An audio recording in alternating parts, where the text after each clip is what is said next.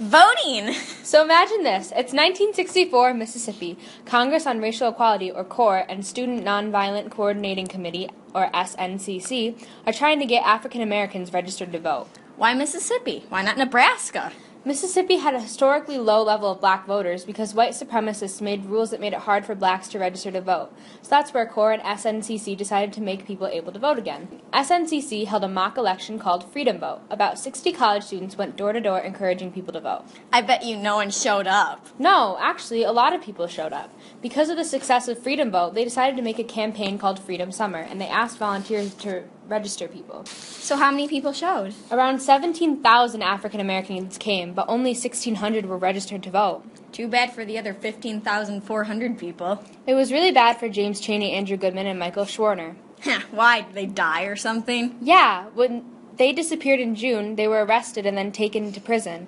While they were there, the sheriff contacted the KKK, and when the three men were released, the KKK attacked and killed them. They were found 6 weeks later severely beaten and shot. Because of their involvement with helping African Americans to get the right to vote, the KKK saw it right to kill them. This led to the Civil Rights Act of 1964 being passed, which was proposed by John F. Kennedy and then passed by Lyndon B. Johnson. What did this act do? The act made segregation in public places, as well as discrimination involving employment based on race, color, religion, sex, or national origin illegal. This act enforced the 15th Amendment, which stated the right to vote could not be taken away because of skin color, race, or religion. Was this act successful? Well, segregation is still illegal, and it led to the Voting Rights Act of 1965 being passed, which removed any restrictions that gave blacks a disadvantage when it came to registering to vote.